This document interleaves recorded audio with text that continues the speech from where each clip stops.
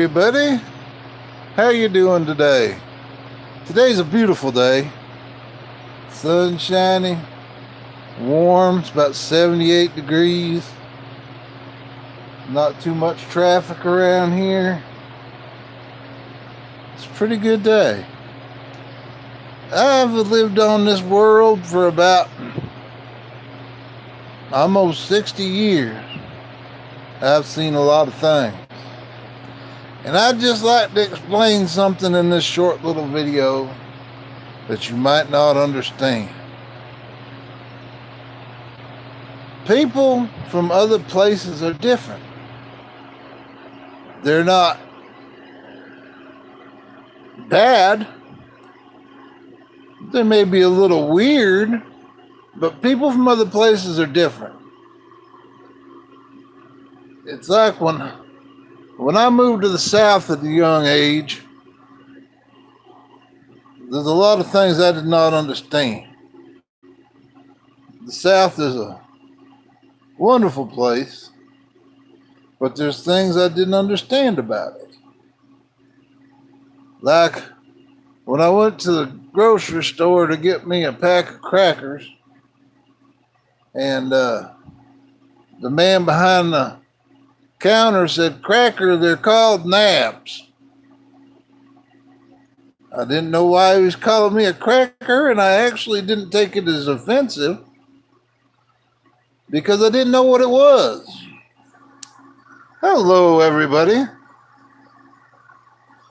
Oh, I've seen somebody come up here. Yeah, I love the South too. And the longer I lived in the South, the more I loved it and the more I understood it. I had a neighbor, old black woman. She was the sweetest woman you ever met. And I grew a bunch of field peas and snaps for people in my area. Because, you plant a little bit of them and you got truckloads. Every year I would bring her 4 or 5 things of field peas and snaps. And she would, during the holidays, make me the best fruitcake you ever had in your life. I mean, real fruitcake with real fruit. It was amazing. And we traded stuff like that. And she talked and she said the N-word more than anybody I heard in my entire life. And she said,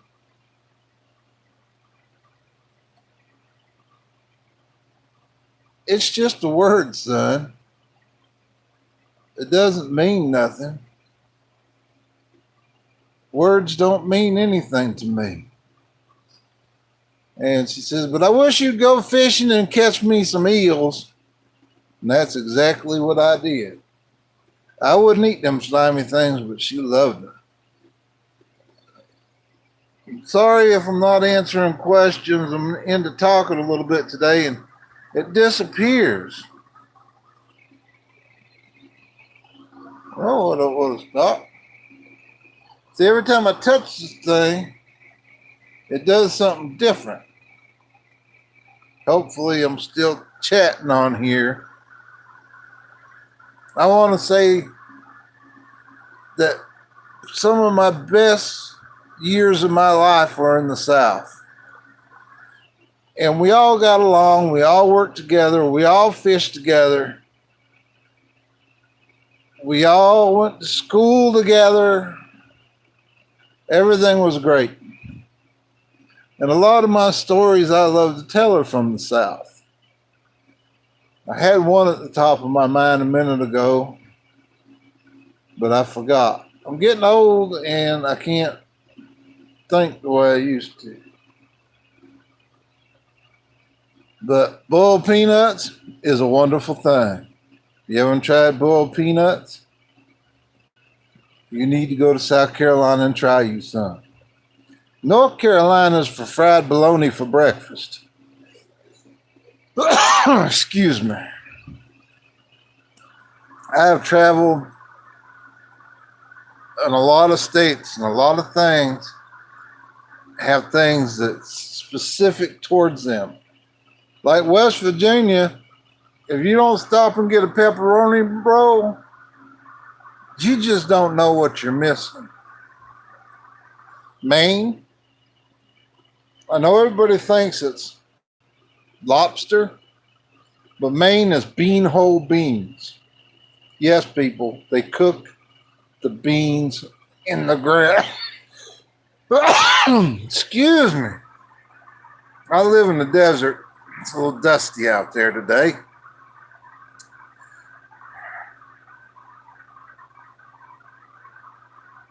You didn't know about beanhole beans? I love beanhole beans. Maine is great.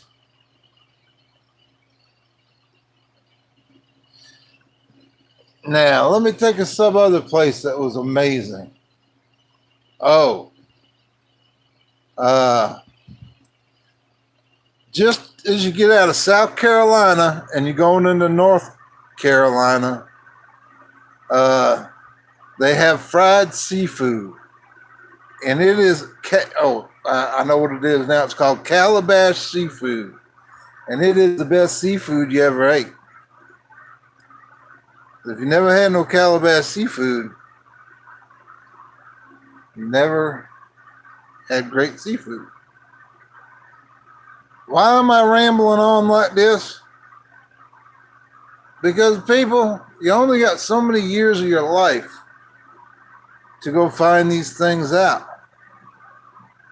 I don't travel much anymore. I'm a sick old man, but I do a little bit. But I've already been so many places.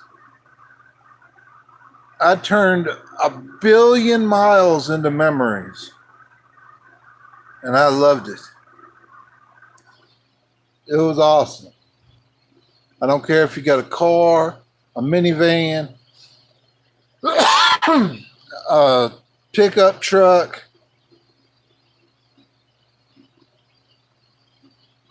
I don't care if you just go out and take your kids out for the weekend or a year vacation or a weekend vacation. Life is out there. You got to go find it. And it's pretty damn cool.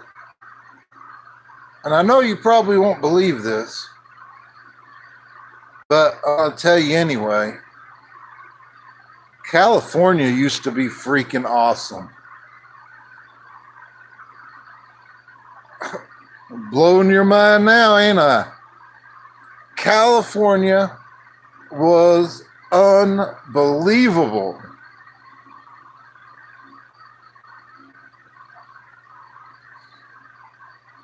I went to the mountains years ago. I went to the beach. I actually went on a mission one time when I was about 25. I went to Hampton Beach, New Hampshire, and I picked up a rock. And I drove that rock all the way to California, and I threw it in the ocean. Then I drove back to Hampton Beach, New Hampshire, and I threw the rock that I found in California in the other ocean. There was a million stories in between the two times I threw them rocks. But it was so freaking fun. Something simple can be so amazing. I used to pick up rocks all the time, but they got too heavy in my vehicles.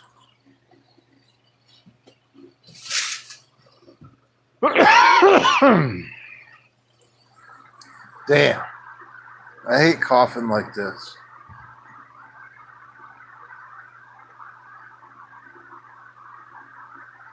But I'll tell you what. Sometimes being by yourself is pretty awesome too. You got to be able to stand yourself before you can stand other people. I know we got to get Smiley back. I miss Smiley. Smiley is an amazing young lady. I pretty much know where she lives in North Carolina. Not because I'm a creepy old man, because I lived in North Carolina for a while. And I lived in South Carolina. I lived in Virginia. Well, I've lived about everywhere. I never lived in New Mexico, though. I don't know where that came from. But I'd like to talk about the little Smiley Focus thingy. She ain't never done anything to anybody.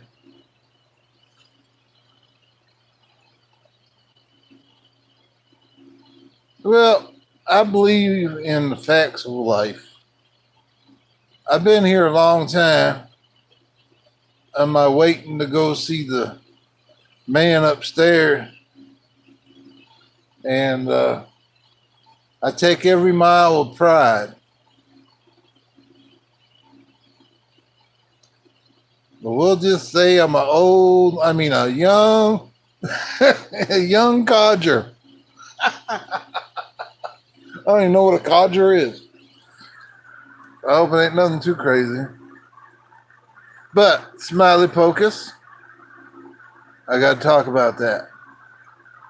Sometimes people can take truths and turn them into crap. Smiley's just a lady that's divorced, doing the best she can. And people started offering her stuff for Christmas last year. And then they started putting her in a corner where, a bunch of people would send her stuff for her daughter, and Pokemon, that's what we'll call him, got mad about it, jealous about it, and then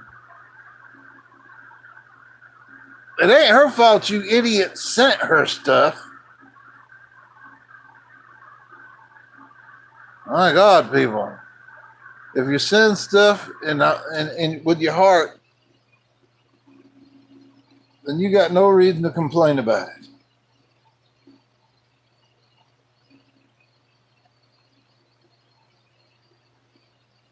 Yeah, I know. So, yeah, I definitely want Smiley Focus back. And I have managed to do her screen thing. Took me a while to figure it out. Yeah, anybody ever heard of an Indian giver? Yeah, back in my day, there was a scene. If you gave somebody something and you bitched about it or wanted to take it back, they called you an Indian giver. I don't know why they say that. It's probably pretty offensive nowadays. I probably should not have said that. But I always open my mouth.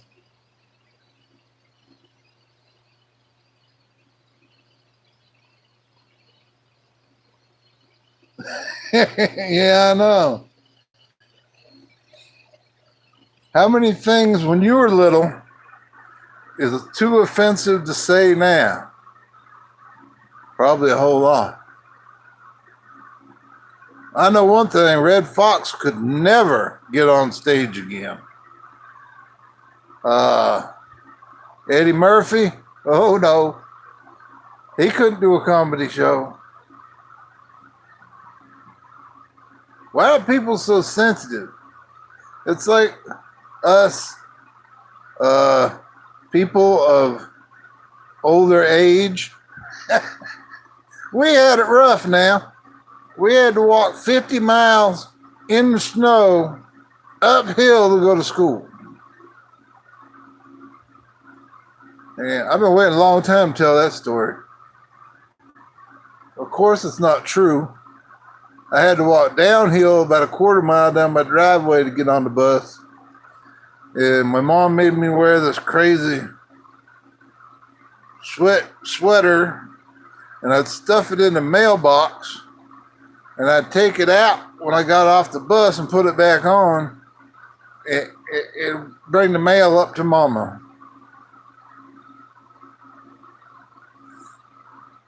She's in heaven now looking down. This is probably the first time she heard that story.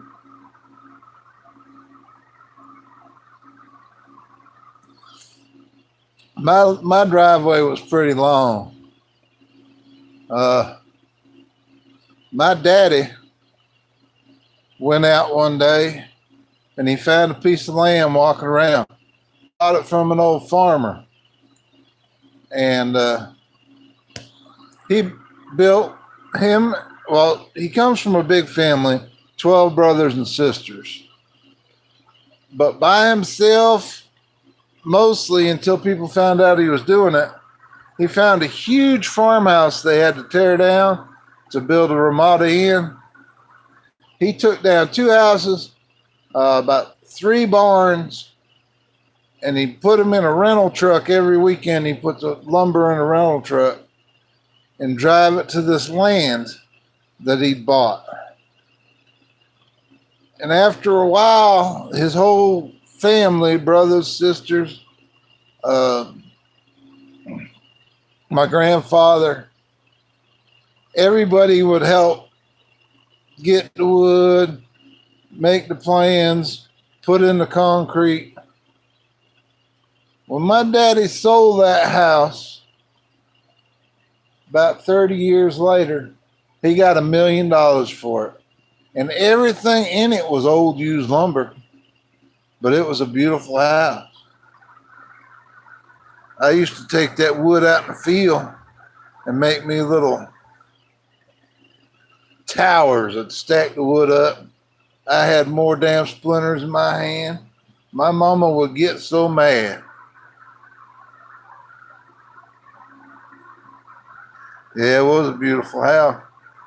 I went back when Mama died, and the police chief had bought it. And there was a little chapel stuck in the woods next to our house. And I went over there to meditate a little bit. Chokes me up now thinking about it. But old Ralph seen me over there, and he waved me over to come to the house. And I ain't been to that house in many years. I've done a lot of traveling. And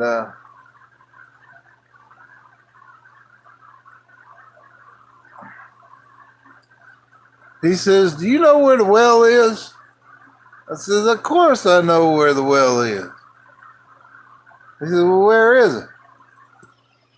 I said, "If you get on the top of the stairs and put your socks on, and the door to the front yard is right at the bottom of the stairs."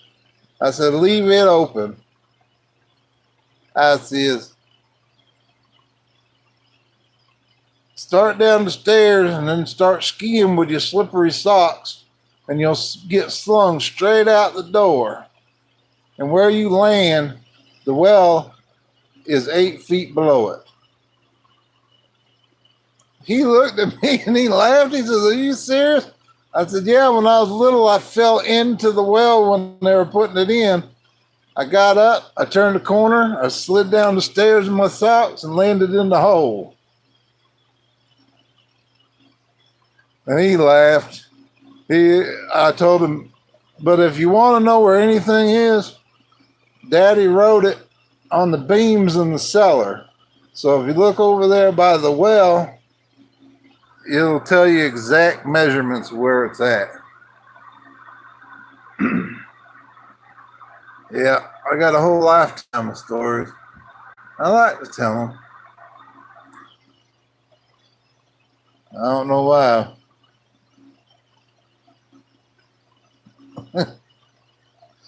Well,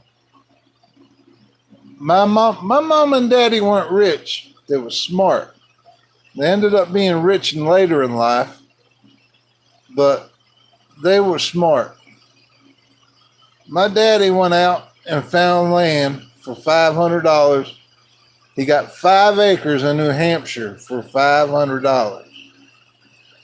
This was shit. I was just born probably, so it was about almost 60 years ago. And then he tore down barns and houses till he could build a house. People were smart back then. I think that the drugs of the 80s kind of dumbed down my generation. I mean, it was some crazy times. I ain't going to lie to you. And the only thing that saved my life was moving down south when I was real young. And it was like going back in time. The drugs had not caught up in the 80s till the 90s. And I was smart enough not to do them by then.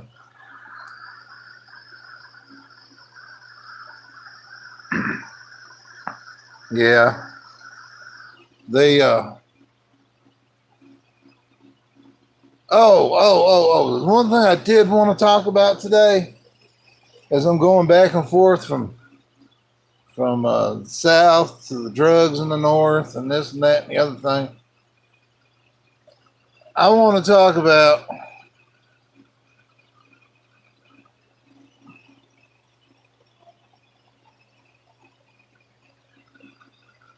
the parents and the kids. Sometimes you can have the best parents in the world. I mean, totally the best parents ever made. And they can have psycho freaking kids. They can have kids who just are going to, like the Amish kids that go out for Rumspringa. They go out and go crazy for a couple months. You can't blame the parents for that. I mean, I bet you if you look into that kid that did that bad stuff this week, I bet you that kid was given chemicals for his brain by the teachers or something, psychologists or somebody. I think more kids are messed up by teachers and psychologists and big pharma than anything. That's all I'm going to say about that one. Hello, there's somebody else in here talking about Jesus. How you doing, buddy? Where'd you go?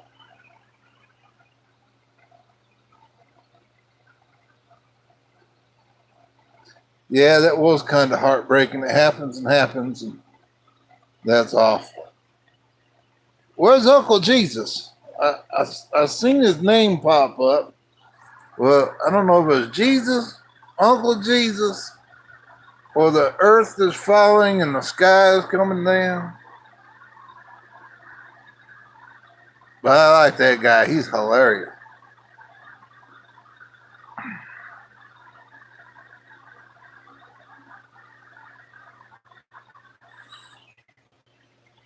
All right, what else are we going to talk about? I've talked about the drugs of the 80s. I've talked about the truth of living in South Carolina, which I loved. Let me take you to Michigan. I'm going to tell you what.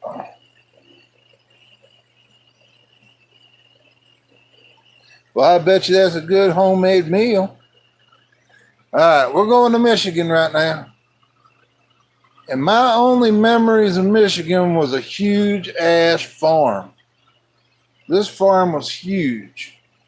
And I don't know who it was, but somebody got in the way of a tractor and it ripped them apart. I never, ever, ever wanted to go back to Michigan after that. After my 2-week vacation there and seeing that guy ripped apart from my tractor, I didn't want to go back.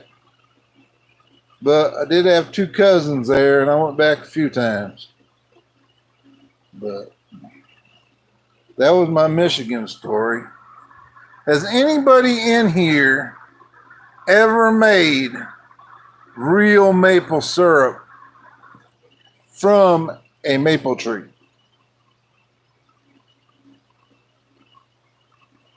Went out and collected the sap, boiled it down, poured it into a jug. That's fun stuff to do. I had a lot of fun doing it when I was a kid.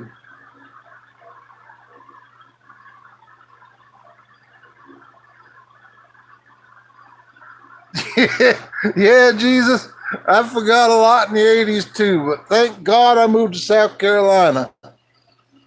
That saved my life. But we used to, when I lived in New Hampshire, we used to make that maple syrup. And if you ever had the sap is like sweet water and it's really good.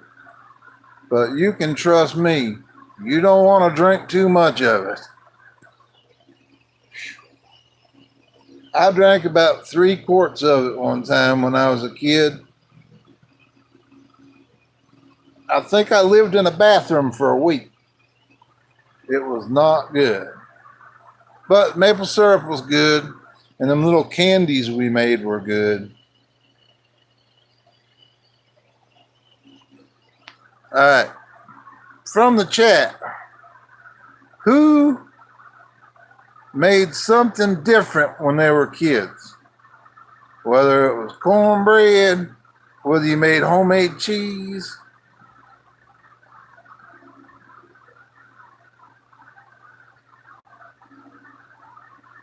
If you made your dog jump off a diving board.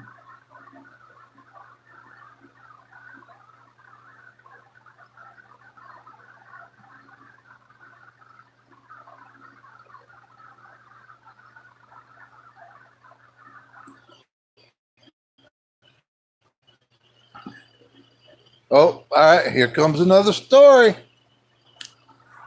I just remembered something else. When I was a little tiny kid, I mean, about come up to my knee now, I was fearless. And my sister got a horse and my cousin got a horse. And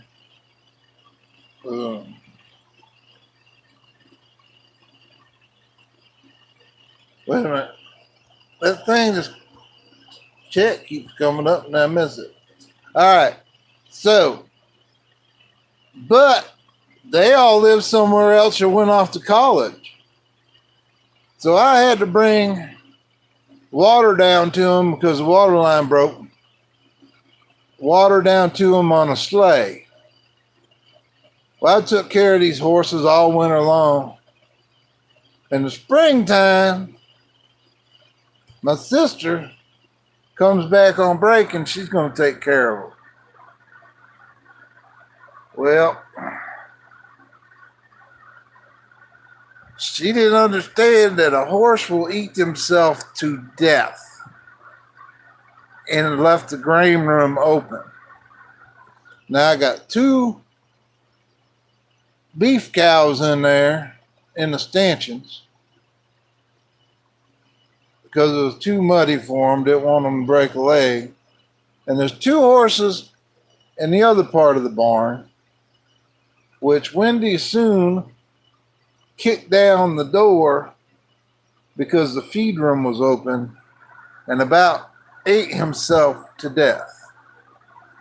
So my grandfather shows up and hands me the leash to the horse, the lead. And I'm just this little guy. And he says, if you don't keep that horse walking around this field all night, that horse is going to die. And my sister wouldn't do it, so I had to do it.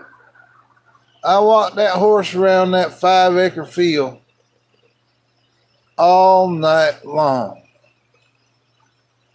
And that horse pooped and crapped 12 million times. He must have knew I was saving his life because he just followed me around. That horse could have stomped me with one foot and I would have been dead. But nope. He liked me. I don't even know what sassafras roots look like. As I'm talking into the chat. There's a lot of stuff that Jesus here knows that I'd like to know. I know some of it. Like, what's that pricky stuff there? I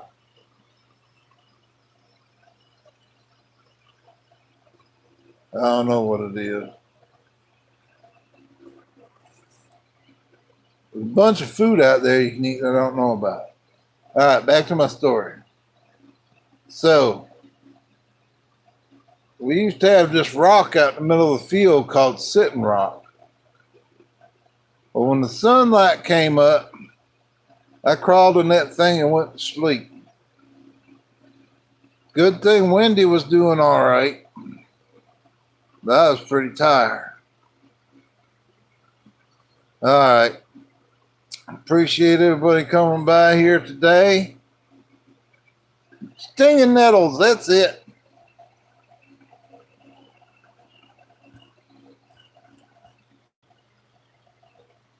I wanted to tell a few stories and hope Smiley Focus comes back again.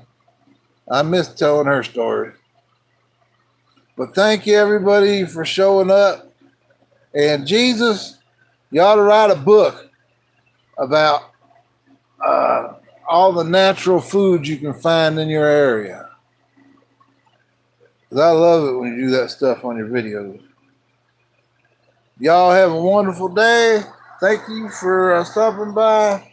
And I'll see you when I decide to make more stories.